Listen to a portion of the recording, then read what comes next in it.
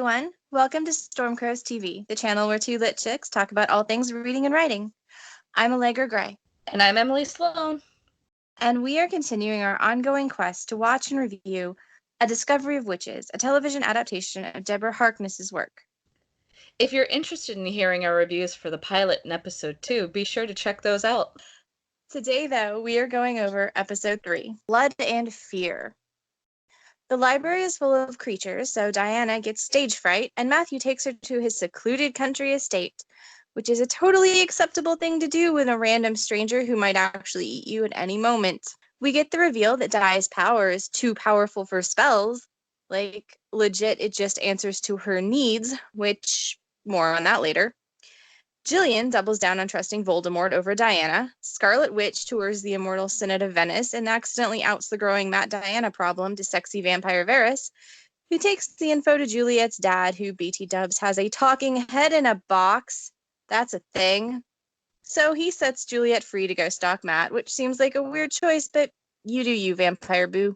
The aunts continue freaking out about the vampire stalker until Not River Aunt remembers some bedtime story that Diana's mom told her about a shadow prince who would protect her. Aunt River is skeptical, but Diana is just like, yeah, that fits my narrative, thank you. So she accepts Marcus playing babysitter and makes Matthew dinner. Voldemort conveniently finds her making vampire cuisine and flips out so Matthew can be protective. They have the world's most awkward kiss, and he leaves, as he should after the world's most awkward kiss. We meet cute Prugger's demon, who has a family heirloom statue to give someone at some point. Maybe, but that's probably not going to be important later at all. Her boyfriend's mom is on the congregation, and there's more teasing info dumping about demons, like they aren't allowed to talk to one another or be friends on Facebook. That makes sense. So after Diana thinks Voldemort sent her creepy pictures of her dead parents, she goes to the library to confront him and finds our dear bargain basement Voldy with his cheapo Death Eaters. And they duel. She turns out to be the last airbender, and Matt swoops in to save her from a panic attack. But only at normal human speed, so it doesn't come off like he's super concerned until the last second. Yet afterwards, Marcus has to talk Matt out of starting Creature World War over his totally not a girlfriend, noting that international incidents and murder aren't usually Matt's MO, especially since it puts their whole family in danger. But Matthew settles for taking Diana to vampire territory in France, which totally won't trigger any major explosions.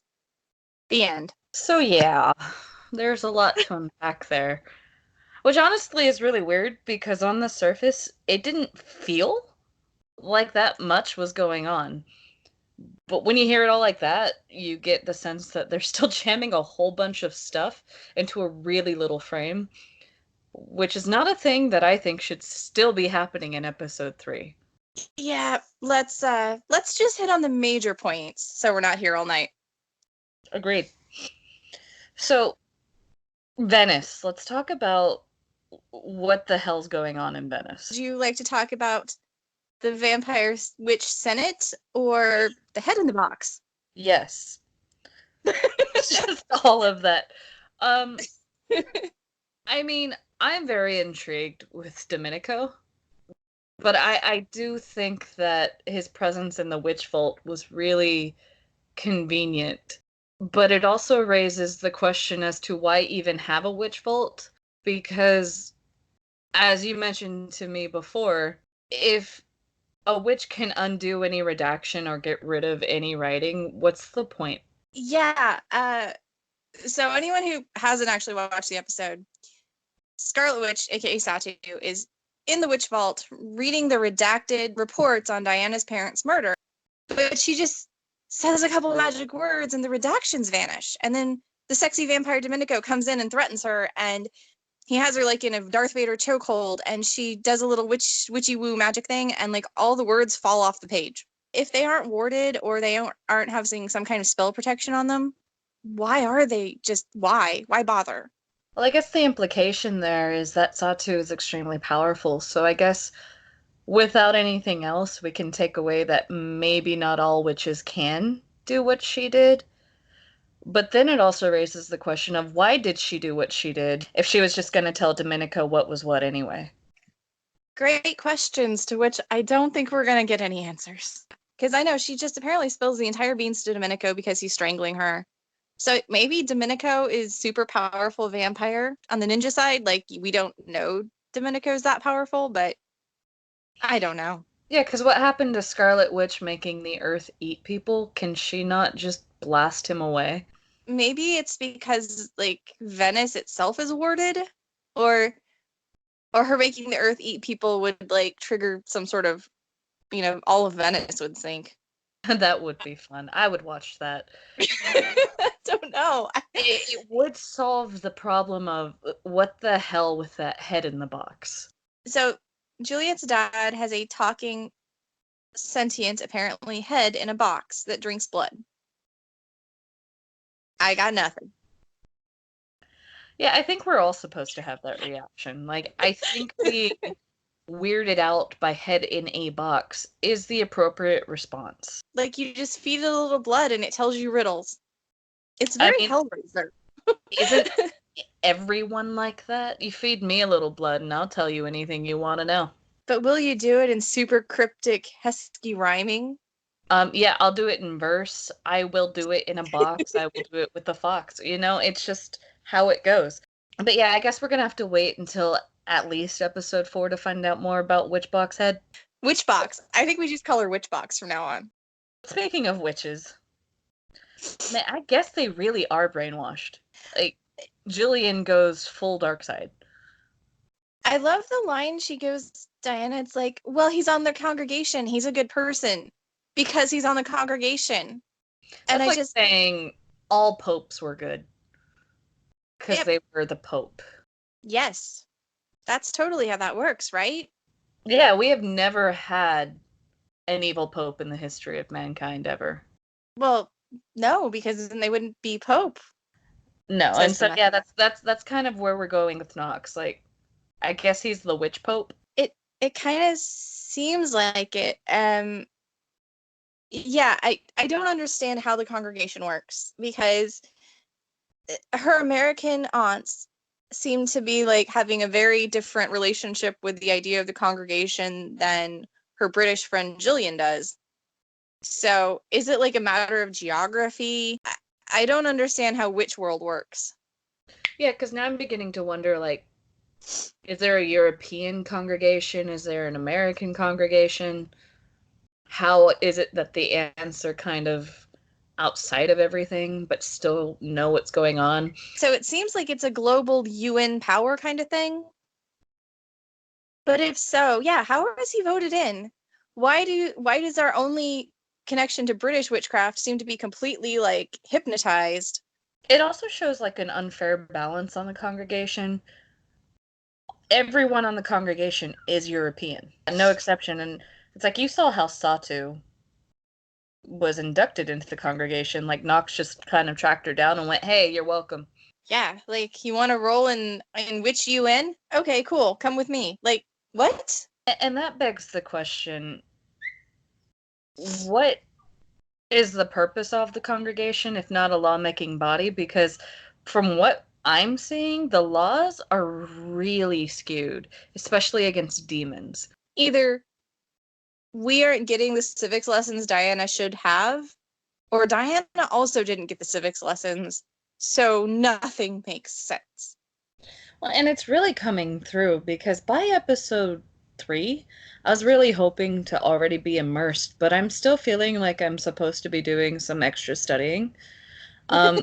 Because I still don't get demons, and I still don't get why demons aren't allowed to really communicate with one another, because it seems stupid. Like, I keep trying to think of the logic, and other than fearing their power, I don't understand why you would not want demons to converse. Yeah, there's just a really opaque thing from Demon Boy's mom, who's on the congregation, about demons don't do things quietly. So maybe it's a vague fear that demons are unstable and groups of them would cause mass chaos. But how are they policing them talking to one another? Like, how are you keeping tabs on all their Facebook pages? Also, no one does anything quietly when you put them in a large group. Let's talk about Witchwind for a second. Okay. That wasn't quiet. None of that was quiet. I mean, she flung people across a library.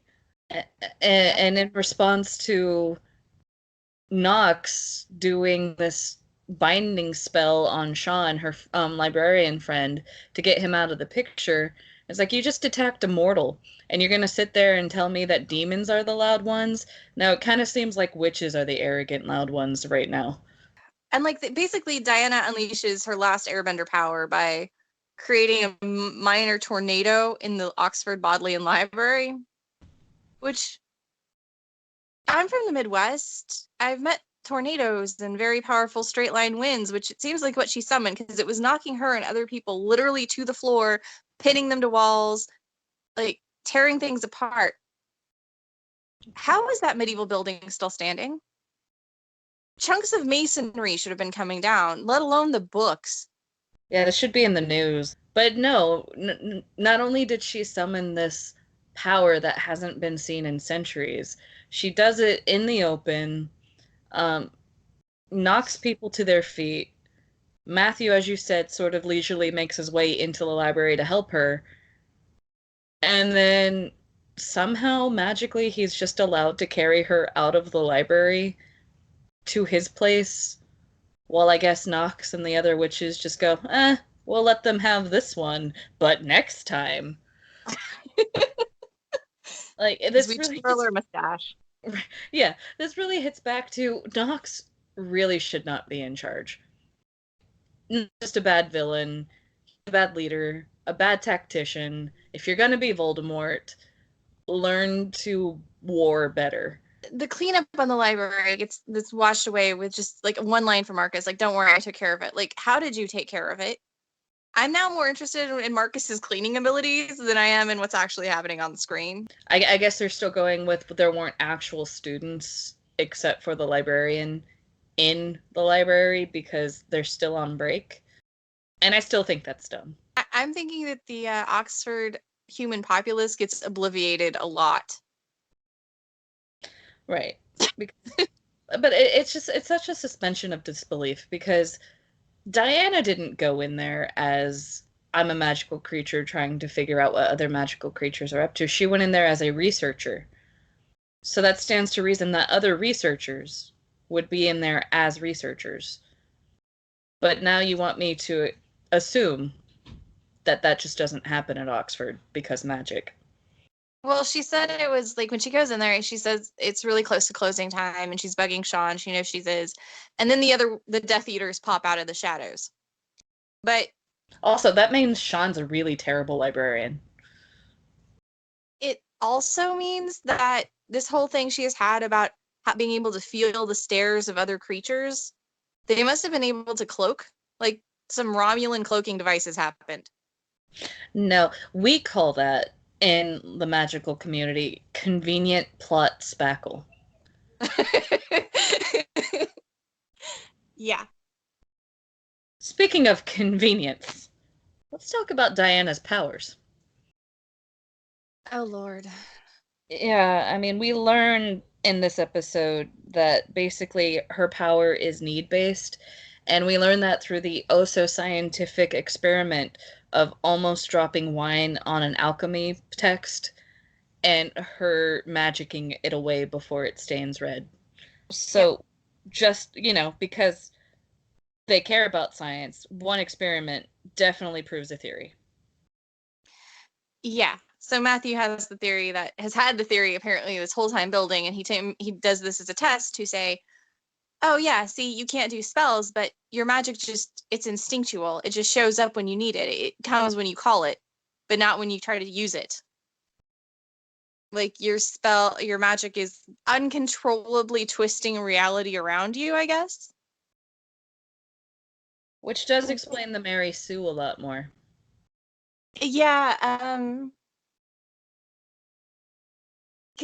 so Knox, bargain basement Voldemort himself, tricks Jillian into completely abandoning friendship with Diana by pointing out that, Jillian, Diana's been lying to you this whole time. Of course she's using her magic for her career.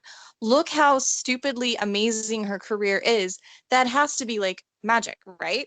so then you get her with Matthew and you find out he's like, oh yeah, your magic just comes out when you need it.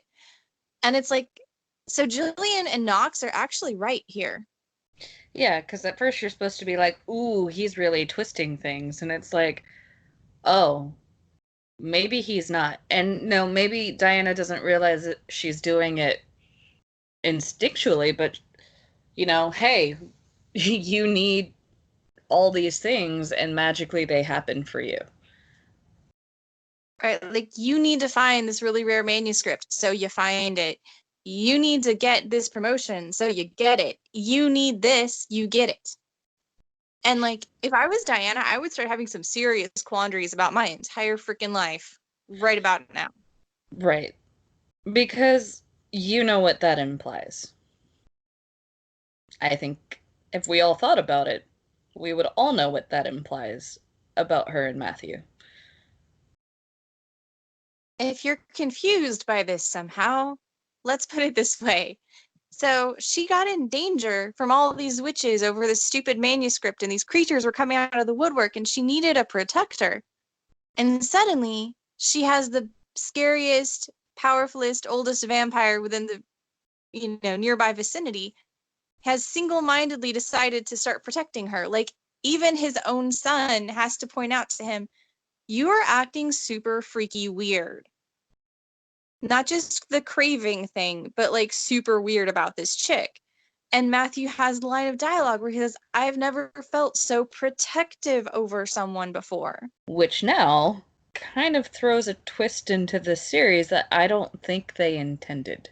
And this, children, is why when you have a magic system, you definitely emphasize the limits of the magic. Because if you don't... Right, because now we're getting less into fated mates and more into a forced romance. Even if it's not intentional at first, at some point you would think someone would put two and two together, and I would hope that someone would be the researcher. But she doesn't, and she sort of just takes it on faith that this is what just is supposed to happen. And meanwhile, it's like maybe Matthew has no control over whether or not he gets to love her because she needs him to love her. When her aunts then tell her, like, well, your mom told you that bedtime story, remember? And it's like super convenient that they've never brought it up before. But your mom told you this bedtime story about a shadow prince who would be your protector. Is this even like some spell of your mother's? What is this? Like, that's whatever it is, it's now become very problematic on a consent level. Right, because it's no longer, it's hard for me to look at this as, oh, this is just a beautiful, poetic, fated story. It's who's pulling the strings and turning Matthew Claremont into this puppet for you. It's not okay for me, and it's an interesting concept that I think I would be fine with if that were the point. Yeah, I mean, I'm not getting that is the point. Like, it seems like we're just supposed to go, oh, this is a beautiful romance, but when you stop and think about it, it's like, this may not be a beautiful romance, y'all.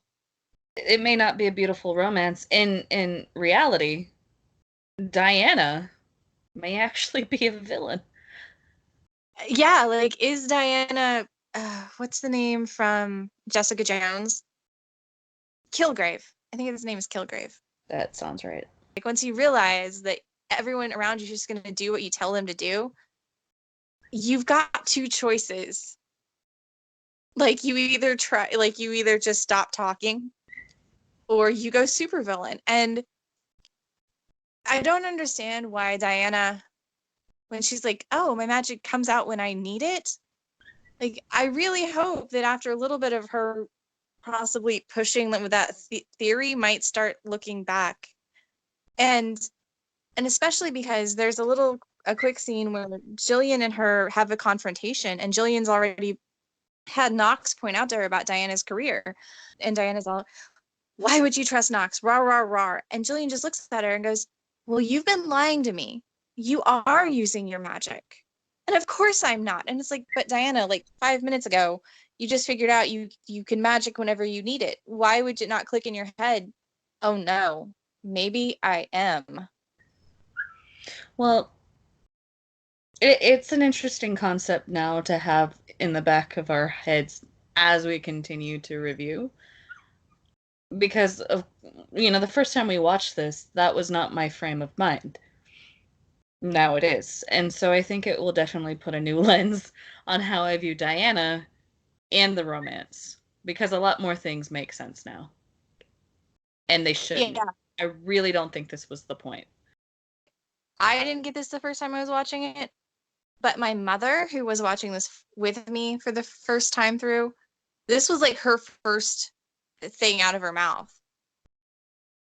Was whenever, you saw the book slide away and Matthew makes a pronouncement, and then my mother was like, "Oh, so yeah, now he's gonna be her protector, right?"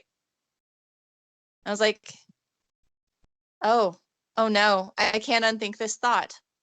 Yeah, Oh, it is really hard because you're the one who introduced this thought to me after your mother put it in your head.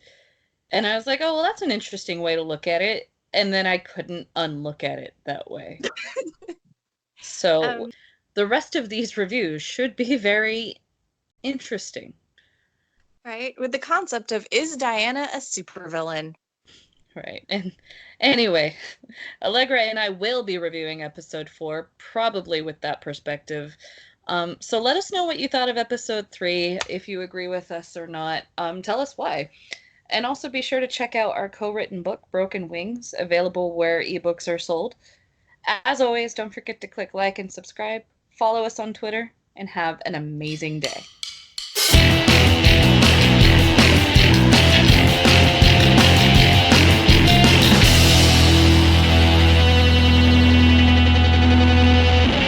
Marcus is the bestest vampire bunny, and I love Marcus so much. The end.